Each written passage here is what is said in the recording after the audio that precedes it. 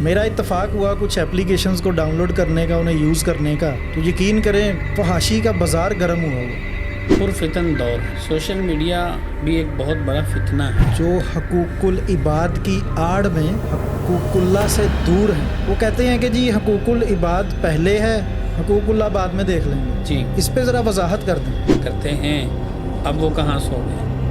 تو ان کے اپنے کچھ مقاصد ہوتے ہیں، تو یہ حقوق العباد کا نعرہ لگا کر حقوق اللہ کو نظر انداز کر رہے ہوتے ہیں۔ ایک کلک جنت، ایک کلک دوزخ۔ ابھی آف دا ریکارڈ بات کر رہے تھے۔ حدیث شریف کا مفہوم ہے کہ انسان کا ایک عمل اس کو یا جنت کے قریب کر دیتا ہے یا جہنم کے قریب کر دیتا ہے۔ کیا نکاح کرنے کے لیے لڑکے کے سٹیٹس کو دیکھنا ضروری ہے یا سٹیٹس کا ہونا ضروری ہے؟ بس یہ ہم چونکہ متاثر ہیں اپنے دائیں بائیں والے لوگوں سے، جو مسلم تو نہیں ہیں لیکن جس طرح کا ان کا ماحول ہے، جس طرح کا ان کا رہن سہن ہے، جس طرح کی ان کی سوچ ہے، بس ہم نے وہ بنا لی ہے۔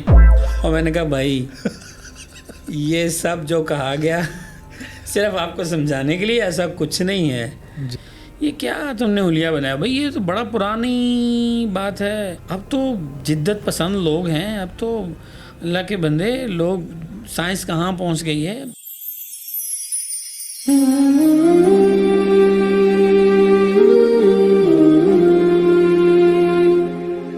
بسم اللہ الرحمن الرحیم۔ السلام علیکم، امید ہے آپ سب لوگ خیریت سے ہوں گے۔ میں محمد سعد عبداللہ آپ لوگوں کے سامنے حاضر ہوں۔ آج کی پوڈ کاسٹ بہت اہم ہے۔ اس کی وجہ یہ ہے کہ جس شخصیت کو میں نے یہاں پہ انوائٹ کیا ہے وہ میرے دل کے بڑے قریب ہیں، دین کی خدمت میں پیش ہیں۔ میں آپ لوگوں کو ملوانا چاہتا ہوں استاذ مفتی مولانا عبدالکبیر نقشبندی صاحب سے۔ السلام علیکم ورحمۃ اللہ وبرکاتہ مفتی صاحب۔ وعلیکم السلام ورحمۃ اللہ وبرکاتہ۔ مفتی صاحب کیا حال ہے آپ کا؟ الحمدللہ، اللہ کا بڑا کرم الحمد۔ سب سے پہلے تو آپ کا بہت بہت شکریہ یہاں پہ تشریف لانے کا۔ بہت جزاک اللہ، آپ کا شکریہ، آپ نے دعوت دی، اللہ پاک قبول فرمائے۔ مفتی صاحب آپ استاذ ہیں، مفتی ہیں، مولانا ہیں، قاری ہیں، حافظ ہیں، عامل ہیں، اتنے سارے لقب ماشاءاللہ، وضاحت کر دیں۔ اللہ کا فضل ہے، الحمدللہ۔ حفظ قرآن چونکہ کیا تو حافظ بن گئے، اور پھر جب اس کو تجوید سے پڑھنا سیکھا تو قاری بن گئے، اور جب پھر اس کو جو ایک پورا ایک درس نظامی کا کورس ہوتا ہے اس کے مطابق قرآن پاک کا ترجمہ، تشریح، تفسیر، احادیث، فقہ، اصول فقہ، اور اس کے علاوہ جتنے منطق، جتنے بھی فنون کی چیزیں بھی تھیں، ظاہر اس دورانی سے گزرے تو عالم کہاں جانے لگا۔ جی۔ اور جب پھر تخصص فی الفقہ کی لائن میں گئے تو لوگوں نے ہی مفتی بولنا شروع کر دیا کہ جی آپ مفتی بن گئے۔ اچھا جی۔ اور پھر حالات کے پیش نظر جب عملیات کی لائن میں آئے تو عامل بھی کہلانے لگے۔ ماشاءاللہ۔ تو جو سلسلہ ہے تصوف کا وہ میرے شیخ سے وہ سلسلہ نقش بندیہ ہے۔ الحمدللہ اجازت تو چاروں سلسلوں کی ہے، لیکن جو باقاعدہ ایک سبقاً جو سلسلہ میں نے حاصل کیا یا اس کے تمام اصول و فروع کے مطابق جو میں نے سیکھا وہ سلسلہ نقش بندیہ ہے۔ جی۔ تو اس طرح نام لینے والے، محبت کرنے والے ان سارے القابات سے نام لے لیتے ہیں۔ جی جی جی ماشاءاللہ۔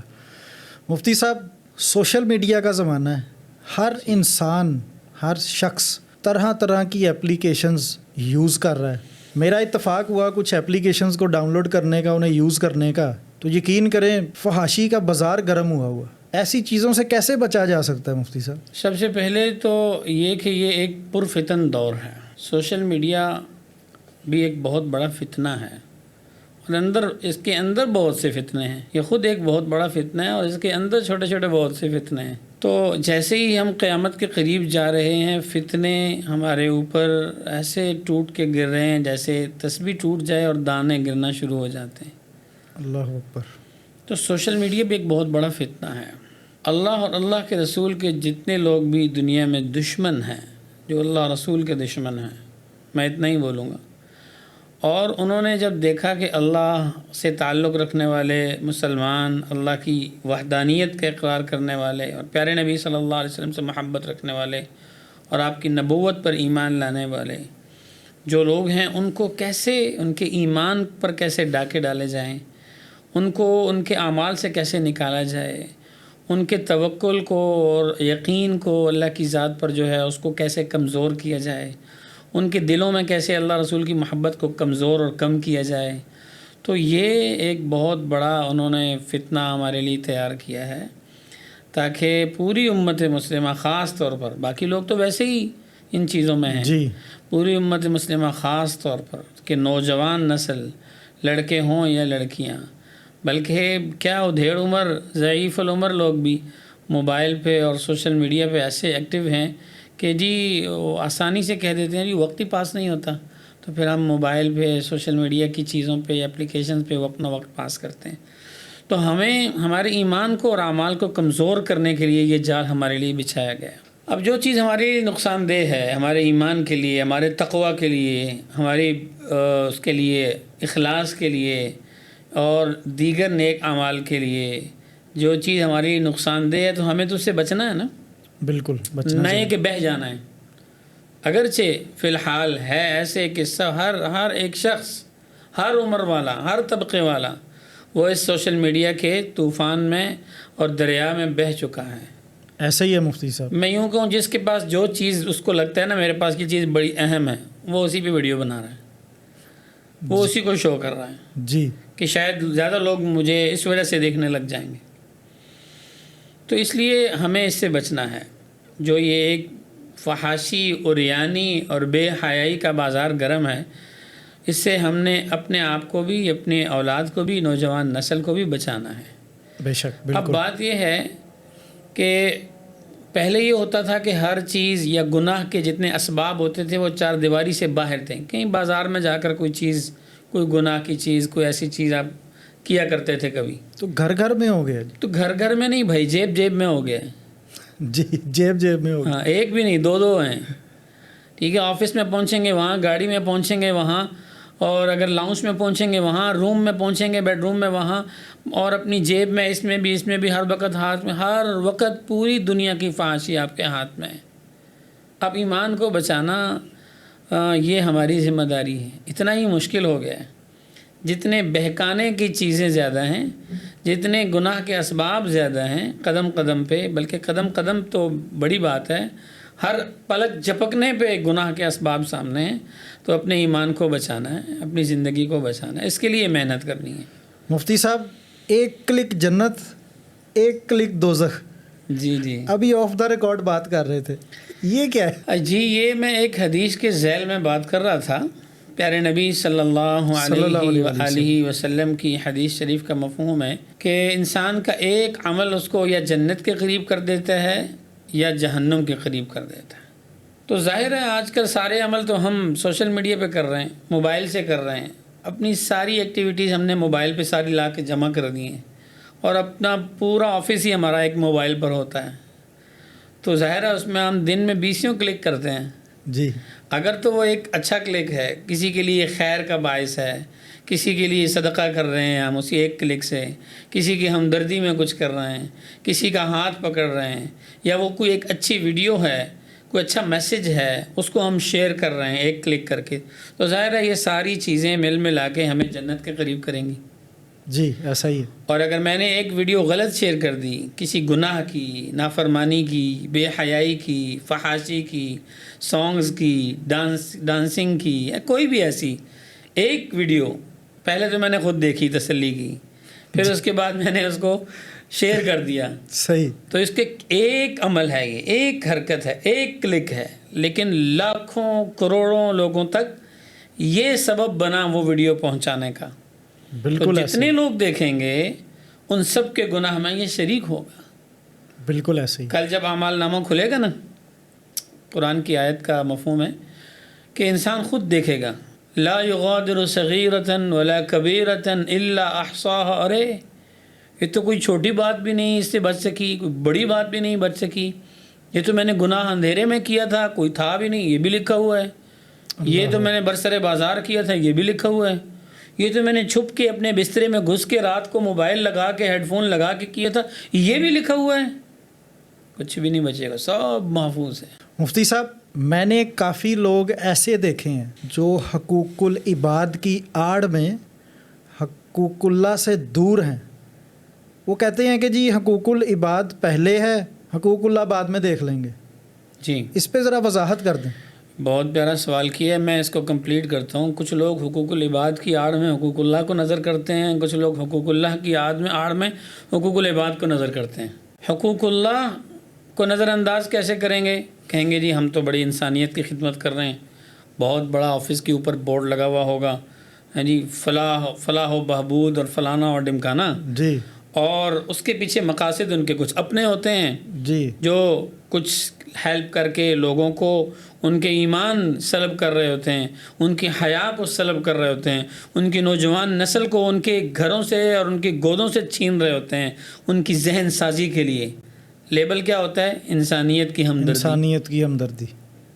تو وہ انسانیت کے ہمدرد اور عالم بردار آج کہاں مر گئے؟ مسلم امہ اور خاص طور پر اہل غزہ کے ساتھ کیا ہو رہا ہے؟ وہ کہاں ہے انسانیت کے عالم بردار؟ ایک کے ساتھ خدا نخواستہ کوئی مسئلہ ہو جائے اور اس کو لے کے وہ پوری دنیا میں ہلچل مچا دیا کرتے ہیں، اب وہ کہاں سو گئے؟ تو ان کے اپنے کچھ مقاصد ہوتے ہیں. تو یہ حقوق العباد کا نعرہ لگا کر حقوق اللہ کو نظر انداز کر رہے ہوتے ہیں، اس کو چھوڑ رہے ہوتے ہیں.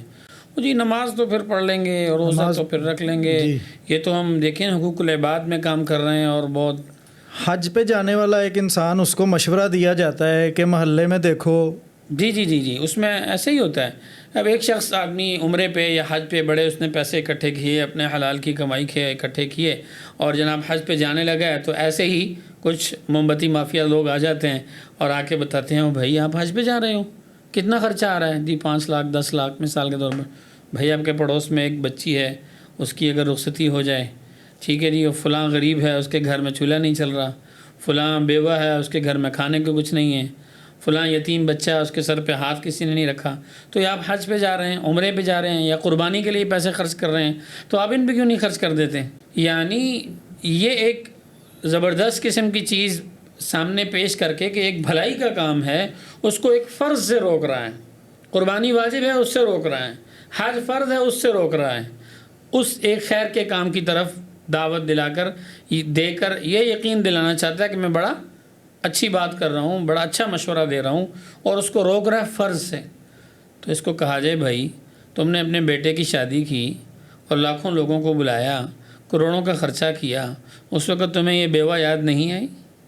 اس وقت تمہیں یہ فقراء اور مساکین اور یتیم بچے یاد نہیں آئے؟ تو اس نے کیا کیا؟ وہ حقوق العباد کا لبادہ پہن کے اور یہ نعرہ لگا کے اس کو حقوق اللہ سے اس کو دور کر رہا ہے.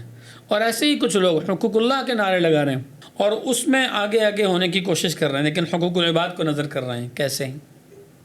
کیسے 10 لوگوں کا قرضہ دینا ہے جی، وہ بیچارے پھنسے ہوئے ہیں کہ یار میرا قرضہ دے دے، اور یہ حاجی صاحب حج پہ جا رہے ہیں. اب حقوق اللہ ٹھیک ہے، اگر فرض ہے تو اس کو جانا ہے، لیکن وہ 10 لوگوں کا تم نے حق روکا ہوا ہے، ان کو ادا کرنا بھی تو تمہاری ذمہ داری ہے. سب سے پہلے تو ان کو ادا کرنا چاہیے نا. ایسے ہی یہ تو چلو حج فرض تھا، ایک آدمی کا حج فرض نہیں ہے، 10 بندوں کا قرض لیا ہوا عمرے پہ جا رہا ہے. بھائی ٹھیک ہے عمرے پہ جاؤ، لیکن کوشش کرو کہ جن کا حق تم نے روکا ہوا ہے، جن کی ادائیگی تمہارے ذمہ ہے، ان کا پہلے قرض ادا کر دو. یا پھر ایک بھائی یا 2 بھائیوں کا حق مارا ہوا ہے، والد صاحب دنیا سے چلے گئے ہیں، ان کی جائیداد بھی سلب کی ہوئی ہے، ان کو ان کا حق نہیں دے رہا، اور حاجی صاحب حج پہ جا رہے ہیں یا عمرے پہ جا رہے ہیں یا صدقے خیرات کی سبیلیں لگائی ہوئی ہیں. تو حقوق العباد کا بھی ایک نعرہ لگا کر، بہت سے حقوق اللہ کا نعرہ لگا کر بہت سے حقوق العباد کو بھی نظر انداز کیا جا رہا ہوتا ہے. بہت بڑی سبیلیں لگائی ہوئی ہیں، لیکن بیٹیوں کے حق ان کو نہیں دیے جا رہے، جائیداد میں وراثت میں ان کے حق ان کو نہیں دیے جا رہے، لیکن باقی اعتبار سے بڑی سبیلیں لگائی ہوئی ہیں، ان سے بڑا حاجی کوئی نہیں ہے. صحیح بات. تو اس لیے حقوق اللہ اپنی جگہ اہم ہیں، حقوق العباد اپنی جگہ اہم ہیں. دونوں کی اہمیت اپنی جگہ، اپنی جگہ سب سے زیادہ وہ اہمیت کے حامل ہیں. دونوں کی رعایت رکھ کے چلنا پڑے گا. مفتی صاحب نکاح کرنا سنت ہے. جی ہمارے معاشرے میں نکاح کا ٹائم پہ نہ ہونا عام ہے. کیا نکاح کرنے کے لیے لڑکے کے سٹیٹس کو دیکھنا ضروری ہے یا سٹیٹس کا ہونا ضروری ہے؟ بس یہ ہم چونکہ متاثر ہیں اپنے دائیں بائیں والے لوگوں سے جو مسلم تو نہیں ہیں، لیکن جس طرح کا ان کا ماحول ہے، جس طرح کا ان کا رہن سہن ہے، جس طرح کی ان کی سوچ ہے، بس ہم نے وہ بنا لی ہے اور اسی کو ہم اسٹیٹس کا نام دیتے ہیں کہ جی کیا ہو، لڑکے کے پاس گاڑی بھی ہو، گھر بھی ہو، اچھی جاب بھی ہو، اچھا خاندان بھی ہو، اور کوشش کریں کہ فیملی چھوٹی ہو، یہ بھی دیکھتے ہیں، کوشش کریں کہ فیملی چھوٹی ہو، باپ نہیں ہو تو اچھا ہے، ماں بھی اگر نہ ہو تو اچھا ہے، تو وہ تو بہت ہی اچھا ہوگا لڑکا اکلوتا ہو تو یہ تو کیا ہی بات ہے، ٹھیک ہے۔ اور بس مطلب یہ ہے کہ آپ نے اگر بیٹی کی شادی کرنی ہے تو نہ اس کو ساس چاہیے، نہ اس کو سسر چاہیے، نہ اس کو بڑا خاندان چاہیے، نہ اس کو بڑا کنبہ چاہیے، ہاں اس کو گاڑی بھی چاہیے، اس کو بنگلہ بھی چاہیے، اس کو جاب بھی چاہیے، اس کو اچھا اسٹیٹس بھی چاہیے۔ بھائی آپ پکنک پہ جا رہے ہیں یا نکاح ہونے جا رہا ہے آپ کا؟ آپ نے اگلا ایک گھر آباد کرنا ہے یا آپ کسی عیش و عشرت کے اس پہ جا رہے ہیں؟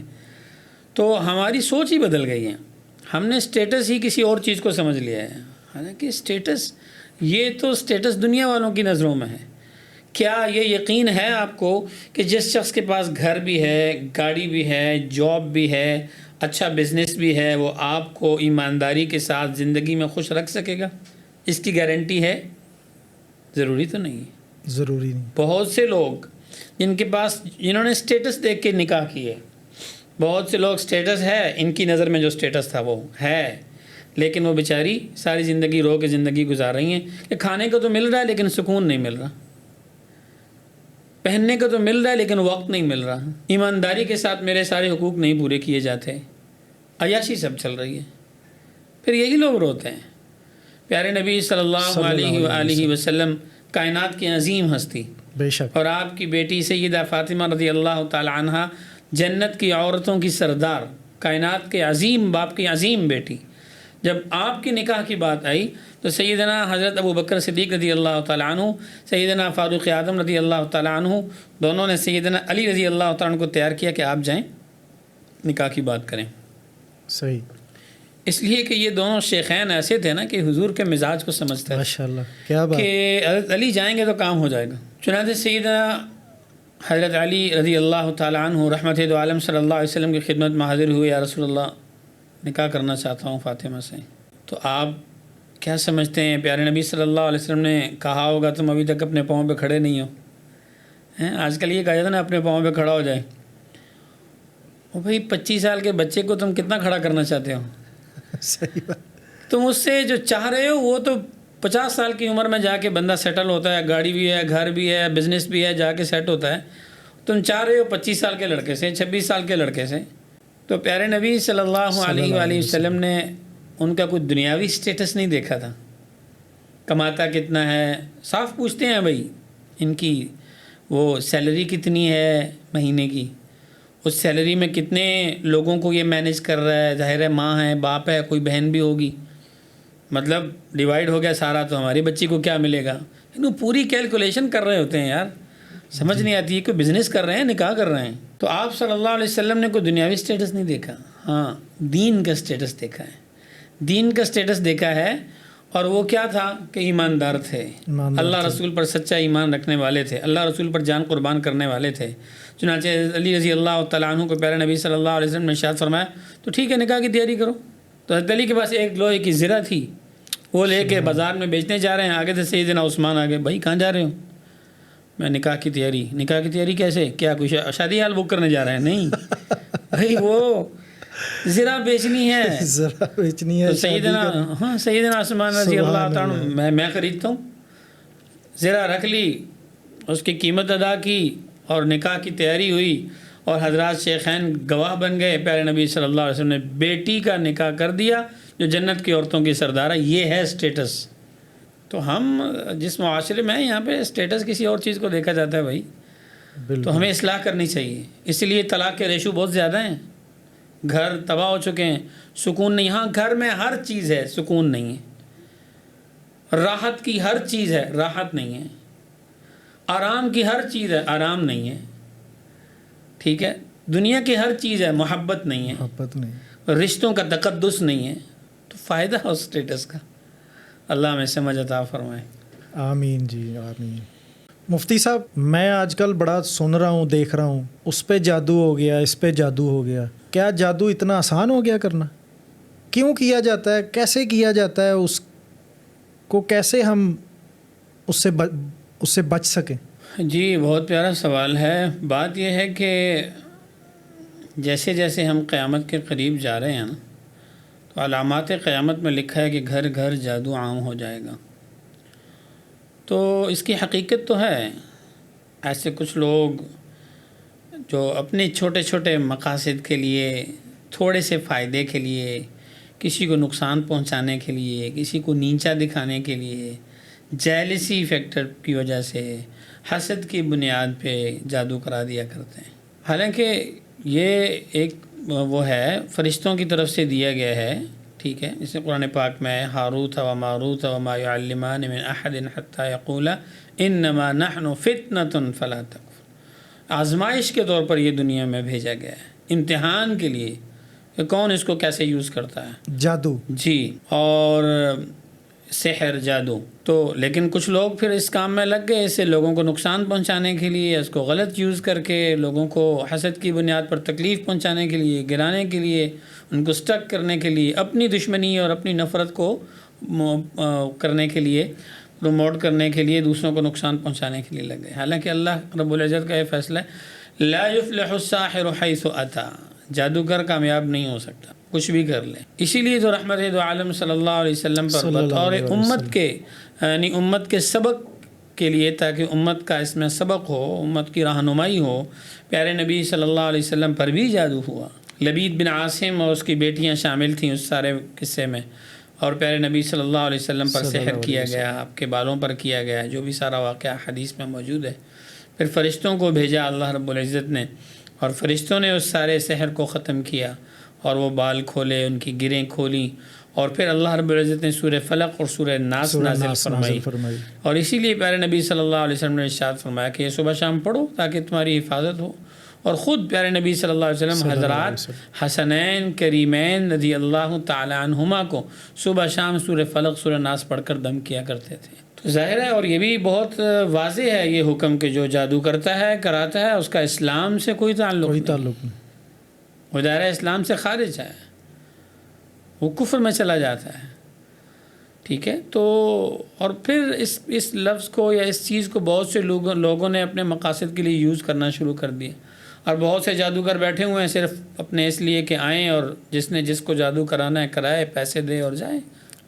وہ مفتی صاحب آپ واقعہ بتا رہے تھے آف دا ریکارڈ. جی جی، جادو سے ریلیٹڈ ہی تھا کچھ. جی مجھے یاد آ گیا، میں بتاتا ہوں. میں اپنی مسجد میں تھا تو میرے ایک جاننے والے میرے پاس آئے، سفید ریش بزرگ، اور انہوں نے مجھے بیان کیا کہ میری بھانجی ہیں، وہ ملتان کے ہاسپٹل میں ہیں، اور وہ 1 مہینے سے ایڈمٹ ہیں. نہ بول سک رہی ہیں، نہ کھا سک رہی ہیں، نہ پی سک رہی ہیں، نہ اٹھ سک رہی ہیں، بس اپنے بیڈ پہ اسٹل لیٹی ہوئی ہیں، بات نہیں کر سکتی. تو ڈاکٹروں نے انہیں کہا کہ چیسٹ کینسر ہے. میں نے کہا جی اچھا. تو پھر میں نے اپنے حساب سے چیک کیا، میں نے کہا مجھے تو جادو لگتا ہے. ڈاکٹروں نے چیسٹ کینسر ڈکلیئر کر دیا، اور ٹریٹمنٹ بھی ہو رہی ہے ایک ٹائم سے، اور ظاہر ہے وہ لاکھوں خرچ بھی کر چکے ہیں، اور ڈاکٹروں نے یہ اسٹیٹمنٹ بھی دے دی کہ یہ بچنے والی بھی نہیں ہے. میں نے کہا کہ اس کو جادو ہے. وہ میرا منہ دیکھیں، ڈاکٹر کچھ کہہ رہے ہیں، رپورٹس کچھ کہہ رہی ہیں، اس کی کنڈیشن کچھ کہہ رہی ہے، اور مفتی صاحب نے ایک الگ بات کھول دی کہ یہ جادو ہے. اچھا، بہت سے لوگ پھر اس پہ کمنٹ کرتے ہیں ایسے ہی کہہ دیا جادو ہے، بس ہر ایک پہ جادو. اس کی بھی وجہ ہے کہ کچھ لوگ کرتے بھی ایسے ہیں. اچھا، جادو ہے یا نہیں، پٹخ جادو ہے بول دیتے ہیں، جادو ہو گیا، جادو ہے. تو مجھے کہنے لگے کہ اس کو کینسر ہے اور آپ کہہ رہے ہیں جادو سے ہے. میں نے کہا جی بالکل ایسا ہے. کہنے لگے مجھے ایک بات یاد آ گئی. اب وہ سفید ریش تھے جی، کہ میں جب جوانی کی بات ہے اپنے ایک دوست کے ساتھ جا رہا تھا، تو وہ میرا دوست مجھے ایک جادوگر کے پاس لے گیا. جب میں اس کے پاس گیا تو اس میرے دوست نے اس کو کہا کہ میں نے فلاں میرا ایک دشمن ہے اور مجھے بڑی اس کے ساتھ دشمنی ہے اور بہت کلیش ہے، میں نے جو ہے نا اس کو چھوڑنا نہیں ہے، تو آپ نے اس پہ جادو کرنا ہے. تو اس شخص نے کہا ہو جائے گا، اتنے پیسے لگیں گے، جادو ہو جائے گا. جسم کے کس حصے میں کروانا ہے، جس حصے میں کہو گے وہیں کینسر ہو جائے گا، استغفر اللہ، اتنے دنوں میں رزلٹ ملے گا. تو لوگ بیٹھے ہیں ایسے ایمان لوٹنے کے لیے اور جان لوٹنے کے لیے. تو کہنے لگے مجھے وہ واقعہ جو اس ٹائم میری آنکھوں کے سامنے ہوا تھا میں نے ایسے نظر انداز کر دیا، مار رہا ہے ایسے ہی، اب یاد آیا؟ جیسے ہی آپ نے بولا جادو اور آگے بندے کو کینسر ہے تو مجھے وہ یاد آ گیا۔ اب کرنا کیا ہے؟ میں نے کہا کیا کر سکتے ہیں، مریض ملتان میں اسلام آباد میں ہوں، اور ٹریٹمنٹ کیسی ہوگی؟ ایک حل میرے پاس بچتا ہے کہ موبائل پہ میں ان کو دم کرتا ہوں۔ چنانچہ موبائل کے ذریعے ان کو دم کیا، 1 دم 2 دم 3 دم۔ تو وہ جو خاتون تھیں ان کے میاں مجھے بار بار رابطہ کرنے لگے کہ جی بہت فائدہ ہو رہا ہے، وہ تو بولنے بھی لگ گئی ہے، وہ کچھ کھانے بھی لگ گئی ہے، تو آپ سے بات کرنا چاہتی ہے کہ جی بات کرا دیں۔ میں نے بات کی تو پہلے تو اس نے 20 دعائیں دیں ماشاءاللہ کہ میں کس کنڈیشن میں تھی، میں بولنے لگ گئی ہوں، کچھ کھانے لگ گئی ہوں، اور اوپر والے دھڑ میں جان فیل کر رہی ہوں لیکن نیچے ٹانگوں میں جان نہیں ہے۔ میں نے کہا جس نے اوپر دی ہے جان وہ نیچے بھی دے دے گا، تو اسی نے شفا دینی ہے۔ صحیح بات۔ خیر بتانے کا مقصد یہ ہے کہ تھا جادو، اور جادو اس کو کینسر تک لے گیا، میڈیکل تک لے گئے؟ میڈیکل تک بھی نہیں، ڈاکٹروں نے تو کہہ دیا بھائی لے جاؤ، 2-4 دن کی مہمان ہے، نہیں بچے گی، نہیں بچنے والی، لیکن بچانے والا اللہ ہے۔ اللہ نے ان کو بچایا، نے کھانا پینا شروع کر دیا۔ اب اس کے بعد کب تک وہ زندہ رہیں واللہ عالم، لیکن میں جو یہ بتانا چاہ رہا ہوں کہ ایسے جادوگر ہیں جو جادو کرتے ہیں اور اس طرح نقصان پہنچاتے ہیں لوگوں کو، اور پھر لوگ اسی چیز کو یوز کرتے ہیں اپنے چھوٹی سی دشمنی کے لیے، چھوٹی سے او جی اس نے مجھے رشتہ نہیں دیا میرے بیٹے کو لہذا جادو، اس نے جو ہے وہ میرا زمین کا ٹکڑا ضبط کر لیا لہذا جادو، اس نے 4 بندوں کے سامنے میری بے عزتی کر دی لہذا جادو، اس کے بیٹے اچھے پڑھ گئے، قابل ہو گئے، کہیں سلیکٹ ہو گئے لہذا حسد کی بنیاد پہ جادو۔ وَمِن شَرِّ حَاسِدٍ إِذَا حَسَد، اللہ نے اسی لیے تو فرمایا کہ حسد کرنے والے کے شر سے بھی بچتے رہو، جب وہ حسد کرنے پہ اتر آئے تو اس سے بڑا دشمن کوئی نہیں ہوتا۔ جادو کے بچاؤ کا جو ہے حدیث جو سورہ فلق اور سورہ ناس، سورہ فلق اور سب سے بہترین دیکھیں، اب ہم صحت مند ہیں نا، ہمیں الحمدللہ کوئی بیماری نہیں ہے، تو ہم نارمل چیزوں کا یوز کریں گے تو ہم بچتے رہیں گے، لیکن خدا نخواستہ جب کوئی بیماری لگ گئی تو اب ہم نارمل ٹریٹمنٹ نہیں کرتے، تھوڑا اپر کلاس کا کرتے ہیں، ڈاکٹر کے پاس چلے جائیں گے، اچھے ڈاکٹر کے پاس چلے جائیں گے، اپنے ٹیسٹ کروانے لگ جائیں گے، کیوں کہ بیماری ذرا تیز ہو گئی ہے۔ ایسے ہی ایک آدمی اگر بالکل ٹھیک ہے، سورہ فلق پڑھے، سورہ ناس پڑھے، ان اعمال کو کرے اور اپنی حفاظت کرتا رہے، لیکن اگر کوئی بیماری جسم میں آ چکی ہے تو اب اس سے ذرا اوپر لیول کا ٹریٹمنٹ کے لیے اس کو جانا پڑے گا، کسی ڈاکٹر کے پاس جانا پڑے گا جو اس کا ماہر ہے۔ آج کل جگہ جگہ لوگ بیٹھے ہوئے ہیں اور جناب وہ اپنی چاندی بنا رہے ہیں، اور کسی کو کیا بول دیا، کسی کو کیا بول دیا۔ مجھے یاد آ گیا ایک واقعہ بڑا پیارا، سنا دوں؟ جی اسی لیے بیٹھے ہیں مفتی صاحب، یہی تو بات کرنے میرے پاس ایک فیملی آئی تو میں نے حساب وغیرہ کیا، میں نے کہا جی مجھے لگتا تو ہے جادو، اچھا میں ساتھ بولتا ہوں بھائی یقین علم اللہ کو ہے کہ میرا حساب مجھے یہ بتا، بے شک صحیح، ٹھیک ہے، غیب اللہ ہی جانتا ہے۔ تو وہ کہنے لگے جی آپ بتا دیں کس نے کیا ہے۔ میں نے کہا جی ایسا کنفرم علم نہیں ہوتا کہ ہم بتا سکیں۔ نہیں دیکھیں پلیز، اس نے سمجھا کہ یہ جان بوجھ کے نہیں بتا رہا، دیکھیں آپ بتا دیں پلیز، دیکھیں خدا کا واسطہ ہم اس سے بچنا چاہتے ہیں، آپ کچھ رہنمائی کر دیں۔ میں نے کہا بھائی یہ تو کچھ لوگ دوبارہ کویسچن نہیں کرتے، 2-3 دفعہ پیار سے سمجھا دیں تو نہیں، لیکن وہ فیملی پیچھے ہی پڑ گئی۔ تو میں نے ایک ان کے ساتھ مذاق کی سمجھانے کے لیے، میں نے کہا آپ کے خاندان میں ایک جوڑی ہے جی، مرد کا قد تھوڑا سا لمبا ہے، پتلا سا ہے وہ جی، عورت کا قد تھوڑا چھوٹا ہے جی، تھوڑی سی بھاری ہے جی، کلر تھوڑا ایسا ہے جی، مطلب میں ایسے ہی بول رہا ہوں اور انہوں نے ایک فیملی کو چوز کر لیا کہ یہ مفتی صاحب بالکل ایکوریٹ بول رہا ہے، ٹھیک بتا رہا ہے۔ تو جب میں نے کہا ذہن میں آ گیا خاندان میں کوئی فیملی، جی بالکل مفتی صاحب پہنچ گئے ہم، اور میں نے کہا بھائی یہ سب جو کہا گیا صرف آپ کو سمجھانے کے لیے، ایسا کچھ نہیں ہے جی، میں نے صرف سمجھانے کے لیے کہا کہ دیکھیں میں ایک فرضی چیز بول رہا ہوں جی، اور آپ 1-2 بندوں پہ یقین کر کے بیٹھ گئے۔ آپ نے کیا کرنا تھا، یہاں سے اٹھنے کے بعد رشتہ ختم، قطع تعلق کی شروع، نفرتیں، باتیں، غیبت، انہوں نے یہ کر دیا وہ کر دیا، جس کا کوئی بنیاد نہیں ہے۔ ایسے ہی خاندان ٹوٹتے ہیں، ایسے ہی گھروں کا امن تباہ ہوتا ہے، ایسے ہی رشتے ختم ہوتے ہیں، ایسے ہی قطع تعلقیاں آتی ہیں۔ تو یہ سب جھوٹ کی بنیاد پر ہے، تو لوگ پھر اس چیز کو یوز بھی کرتے ہیں۔ صحیح، ٹھیک ہے جی، اس حساب سے چلاتے ہیں۔ اللہ رب العزت، بہت لمبا ٹاپک ہے، کبھی جی انشاءاللہ پھر جی بات جی کریں جی جی بالکل، اس پہ پھر کسی دن بیٹھ کے پراپر انشاءاللہ طریقے سے بات چیت کریں گے۔ انشاءاللہ۔ مفتی صاحب، ابھی ہم بیٹھے ہوئے تھے، کھا رہے تھے، تو ہنسی مذاق میں ایک شیطان کے نورانی جال کی بات ہوئی، جو کہ آپ نے ہی کی۔ مجھے تو اس کا علم بھی نہیں تھا، تو بڑا ایک مزاح بنا۔ تو میں کہتا ہوں کہ شیئر کر دیں آڈینس کے ساتھ کہ شیطان کا نورانی جال کیا ہے۔ جی میں سمجھ گیا، مطلب ذہن میں یہ ہوتا ہے کہ شیطان ہے تو اس کے شیطانی جال تو ہوں گے، لیکن نورانی جال، نورانی جال کہاں سے آ گئے؟ دیکھیں نہیں، شیطان کا نورانی جال کہنے کا مطلب یہ ہے کہ بہت سی چیزیں تو بہت واضح ہوتی ہیں کہ یہ شیطانی کارنامہ ہے، تو اس سے بچنا آسان ہوتا ہے۔ بہت سی چیزیں ان کی نا وہ ذرا اچھا سا ان کو زیب و زینت کر کے، آرائش کر کے، سجا کے، سنوار کے، اچھے سے لیبل لگا کے، خوبصورت میک اپ کر کے پیش کیا جاتا ہے، حالانکہ اندر شیطانی کارنامہ ہوتا ہے، شیطانی کارنامہ، نیت میں شیطانی فطور ہوتا ہے، لیکن دکھایا یہ جاتا ہے کہ یہ کوئی اچھا، بھلائی کا اور لوگوں کے فائدے کا اور فلاح کا کام کرنے جا رہے ہیں، تو اصل میں اندر مقاصد کچھ اور ہوتے ہیں شیطانی۔ تو یہ اصل میں شیطان کا ایک نورانی جال ہوتا ہے، جال، یعنی دکھایا یہ جا رہا ہے کہ ہم تو ان کا بھلا کر رہے ہیں، لیکن حقیقت میں ان کو ان کے فائدے سے بھی ہم نے ہٹانا ہوتا ہے، مقصد کچھ اور ہوتا ہے، لیکن دکھا کچھ اور رہے ہوتے ہیں۔ ایسے ہی اس کی تو بیسیوں مثالیں ہیں، جیسے میں نے شاید قربانی کی بات کی ہے۔ اب قربانی ایک آدمی کرنا چاہ رہا ہے تو اس کو روکنے والا کیا کر رہا ہے؟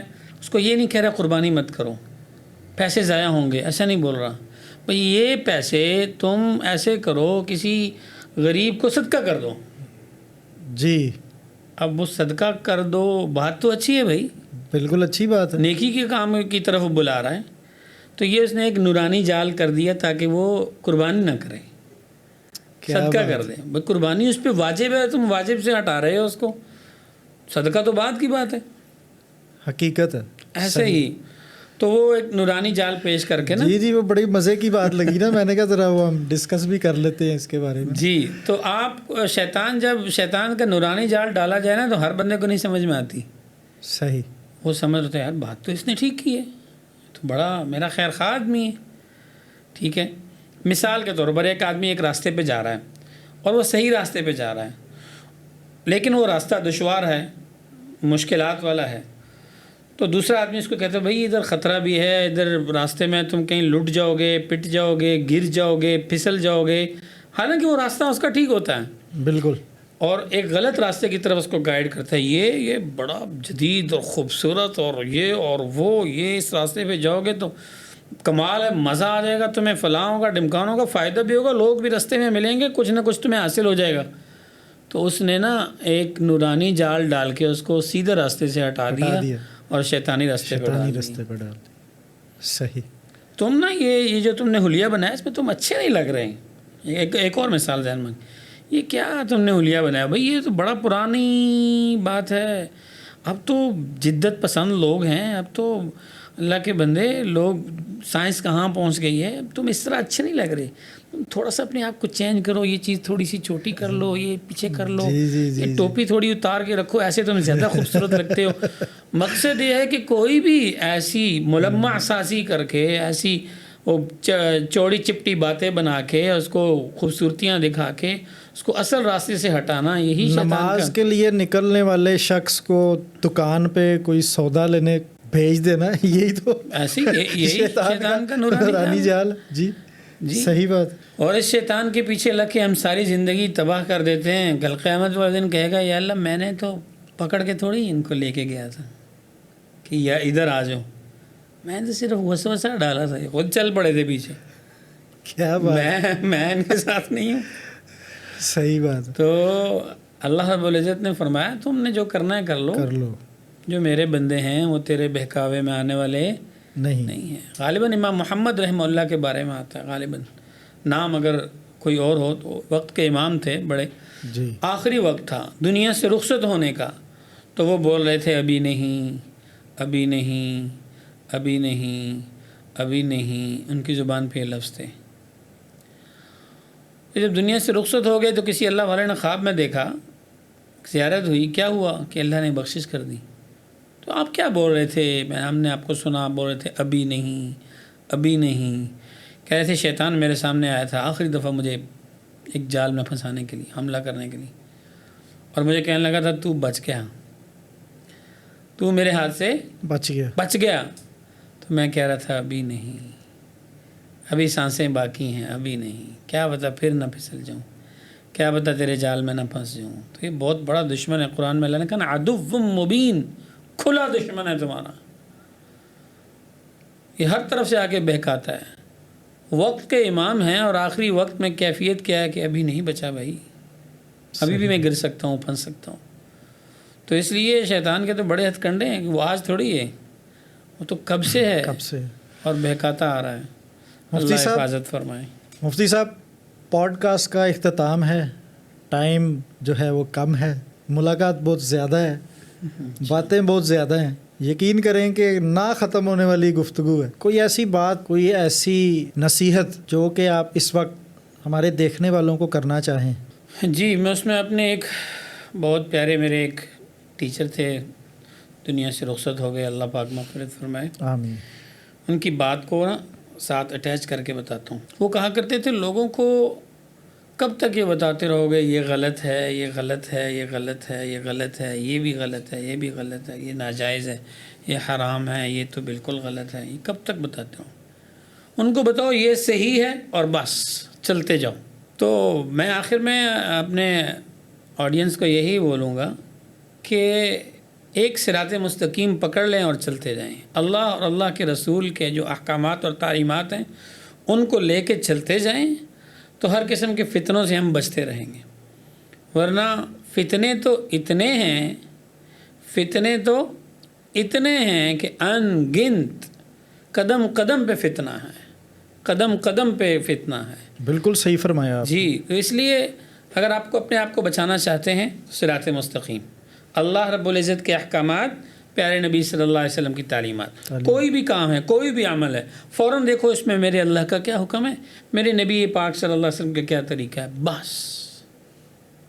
پھر اس میں کوئی ناراض ہوتا ہے ہو، کوئی بیٹھتا ہے بیٹھے، نہیں بیٹھتا نہ بیٹھے، بیگانہ ہوتا ہے ہو، رشتہ دار ساتھ چلتا ہے چلے، عزت داؤ پہ لگتی ہے لگے، کچھ بھی ہوتا ہے ہو، اللہ رسول تو راضی ہوگا نا۔ آج ہم شادی کے موقع پہ، بیٹے کی شادی ہے، بیٹی کی شادی ہے، تو ہم کیا کرتے ہیں، یار وہ ناراض ہے اس کو بھی راضی کر لو، پھپھو ناراض ہے اس کو بھی راضی کر لو، خالہ ناراض ہے اس کو بھی راضی کر لو، جتنے رسے ہوئے ہوتے ہیں ان کو بلا لو، چچا تایا ناراض ہیں آج ان کو بھی منا کے لے آؤ، ایون کہ اپنے وہ کوئی ایسے لوگ ہیں جو خادم ہیں، نوکر ہیں، کام کرنے والے ہیں، ٹھیک ہے جی، ان کو بھی راضی کر کے لے آؤ، یار آج خوشی کا دن ہے۔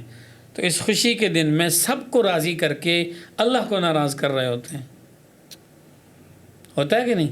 بالکل ایسا ہے مفتی صاحب۔ خوشی کا موقع ہے، سب کو راضی کرو، پاؤں پکڑ لو، لیکن نہ اس خوشی کے موقع پہ نماز ہو رہی ہوتی ہے، نہ اس خوشی کے موقع پہ اللہ کے اور اللہ کے نبی کی جو تعلیمات ہیں اس کے مطابق شادی نہیں ہو رہی، نہ اس کے مطابق کوئی نکاح کا فنکشن ہے، نہ اس کے مطابق کوئی اور، نہ ولیمے کا فنکشن ہے، ساروں کو راضی کیا اور اسی موقع پہ اللہ رسول کو ناراض کیا، تو وہ گھر کیسے کتنا آباد ہوگا؟